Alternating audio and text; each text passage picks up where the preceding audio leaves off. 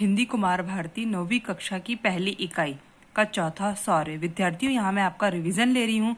आपको रिवीजन के माध्यम से परीक्षा में किस तरह से प्रश्न पूछे जाएंगे ये मैं आपको बता रही हूँ। परीक्षा में आपको समझो ये वाला एक परिच्छेद, ये वाली एक कविता आ गई। ये कविता आपको पढ़ना है और पढ़ने के बाद आपको नीचे कुछ प्रश्न दिए होंगे, वो प्रश्न आपको हल करना है। जैसे कि इस तरह से दिया होगा, शिवाजी की सेना द्वारा युद्ध में प्रयुक्त शस्त्र, शिवाजी के सैनिकों ने मुगल सेना पर हमला इस प्रकार किया। अगर हमने कविता अच्छे से पढ़ी है तो इसके उत्तर हमें आएंगे। जैसे कि इसके उत्तर इस तरह से रहेंगे, शिवाजी की सेना द्वारा युद्ध में प्रयुक्त शस्त्र कौन कौन से है? धनुष और बंदूक। उसके बाद फिर आपको पूछा, जब दूसरा प्रश्न था, शिवाजी के सैनिकों ने मुगल सेना पर इस प्रकार हमले किए, तो क्या? मूंछों की ताव पर, कंगोरों पर पांव रखा, शत्रुओं को घायल किया, किले में कूद पड़ा। तो इस तरह से क्या लिखोगे? इसके प्रश्न लिखोगे। फिर आपको पूछा जाएगा कि प्रस्तुत कविता के आधार पर युद्ध भूमि में शिवाजी के पराक्रम का वर्णन 8 से 10 वाक्यों में कीजिए।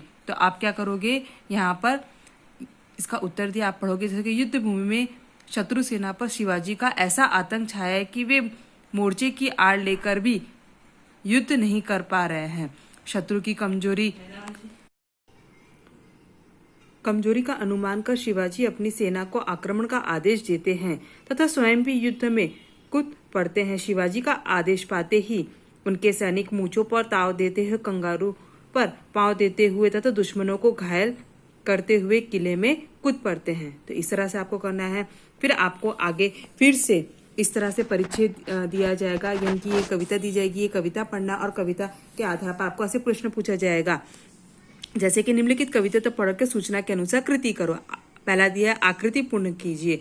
शिवाजी की सेना के प्रकार। अब यहाँ पर शिवाजी की सेना के कौन कौन से प्रकार है, तो हमें इसका उत्तर देखना है। तो यहाँ पर हम देखेंगे, जैसे कि शिवाजी की सेना के प्रकार हाथी, घोड़ा, रथ, पैदल, ये उसके प्रकार थे। प्रश्न दूसरा पूछा जाएगा, बड़े बड़े नगाड़ों के बजने का हाथियों पर प्रभाव। और तीसरा है, हाथियों की ढेल पेल का पहाड़ों पर प्रभाव। अब इसका उत्तर हमें किस तरह से लिखेंगे? जैसे कि यहाँ पर दिया गया है, पहले दूसरे का उत्तर दिया, बड़े बड़े नगाड़ों के बजने से विशालकाय हाथियों के गणस्थल से मद की धारा बहने लगती है। इसके तीसरा लिखेंगे, हाथियों की ढेल मेल से पहाड़ अपने स्थान से उखड़ जाते हैं। तो इस तरह से आप क्या लिखोगे? इसके प्रश्न के उत्तर हल करोगे। वापस सहमत विचार में पूछेंगे कि शिवाजी की चतुर्ग्नी सेना के हाथियों का वर्णन 8 से 10 वाक्य में कीजिए। तो यहाँ पर लिखा, शिवाजी की सेना में विशालकाय हाथी थे। युद्ध के लिए प्रयाण करते समय जब बड़े बड़े नगाड़े बजाए जाते थे तो उनके शोर से उन हाथियों के गढ़स्थल से मद की धारा बहने लगती थी। दुनिया की गली गली में उन हाथियों की ढेल पेल से पहाड़ अपने स्थान से उखड़ जाते थे। हाथियों के पद प्रहार से धरती में इतना कंपन होता था कि समुद्र किसी विशाल थाल में रखे पारे के समान हिलने लगते थे। तो यहाँ पर इस तरह से लिखेंगे। फिर वापस तीसरा हमें फिर से कविता पूछी जाएगी, तो ये कविता का हमें फिर से पढ़ना है, यानी कि ये छंद है। ये छंद को आप पढ़ोगे और पढ़ने के बाद फिर से प्रश्न हल करोगे। जैसे कि संजाल पूर्ण करो, दावा इन पर है। तो दावा किन पर है? इसका उत्तर इस तरह का, गरुड़ का दावा नागों के समूह पर है। सी का दावा हाथियों के समूह पर है। बाज का दावा सभी पक्षियों के समूह पर है। शिवाजी का दावा बादशाही पर है। आपको फिर आगे पूछा जाएगा, पद्य में प्रयुक्त दिशा है। अब पद्य में प्रयुक्त दिशा कौन कौन से? पूर्व, पश्चिम या फिर उत्तर, दक्षिण। यहाँ पर देखेंगे। फिर सहमत विचार में प्रस्तुत छंद के आधार पर शिवाजी की बहादुरी का वर्णन 8 से 10 वाक्य में कीजिए। तो यहाँ पर आपको मैंने दिया है, इसे आप अच्छे से पढ़ोगे और आप अपनी नोटबुक में लिख के रखोगे।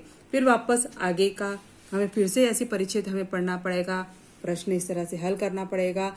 तो विद्यार्थियों, आपको मैं जो बता रही हूँ, मेरा उद्देश्य ये है कि आपको मैं जिस तरह से बता रही हूँ कि परीक्षा में इस तरह से आपको पूछे जाएंगे, इस तरह से आपको उत्तर हल करना है।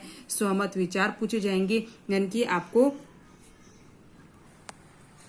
उसी तरह पांचवा है बर्फ की धरती। बर्फ की धरती में भी इस तरह से आपको कुछ परिच्छेद दिए जाएंगे और परिच्छेद के अंतर्गत पहले जो पार्ट है उस पार्ट में हमें पहला पूरा एक पृष्ठ पढ़ेंगे और पृष्ठ के अंतर्गत ये जो प्रश्न दिए जाएंगे, ये प्रश्न हमको हल करना है।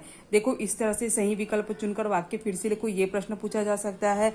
सही एक शब्द में उत्तर लिखो, ये पूछा जाएगा। फिर संजाल पूर्ण में लिखेंगे कि लद्दाख की विशेषताएं बताइए, उसके चट्टानों के रंग क्या है। तो इस तरह से हमें करना है। या फिर शब्द के वचन पहचान कर परिवर्तन करके अपने वाक्य में प्रयोग करो। तो आपको इस तरह से पूछे जाएंगे। तो आपको ये अच्छे से देखना है। आपको प्रश्न याद, परिच्छेद पढ़ोगे तो आपको आसानी से याद हो जाएगा।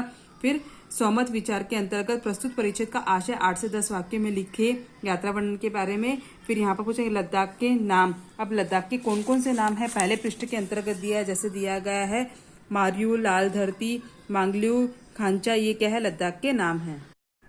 इस तरह से मैंने आपको चौथा और पांचवा ये 2 पार्ट का मैंने आपको रिवीजन कराया है। ये रिवीजन आपको अच्छे से करना है और मैं आपको कुछ प्रश्न उत्तर दूंगी, वो प्रश्न आपको हल करना है। विद्यार्थियों, परीक्षा में जो हमको 80 नंबर के प्रश्न पूछे जाएंगे, 80 नंबर का हमारा पेपर होगा, उसमें ये इस तरह से एक्टिविटी रहेगी। वो एक्टिविटी हमें अच्छे से करना है, इसलिए आपको ये रिविजन 2-2 पार्ट लेके मैं आपको रिवीजन करा रही हूँ। पांचवा भी मैंने बर्फ की धरती में ये पूरा पार्ट आप अच्छे से पढ़ोगे। यात्रा वर्णन दिया गया है, यात्रा वर्णन आपको पूरा अच्छे से पढ़ना है और पढ़ने के बाद यहाँ पर स्वाध्याय में जो प्रश्न दिया गया है वो प्रश्न आपको हल करना है।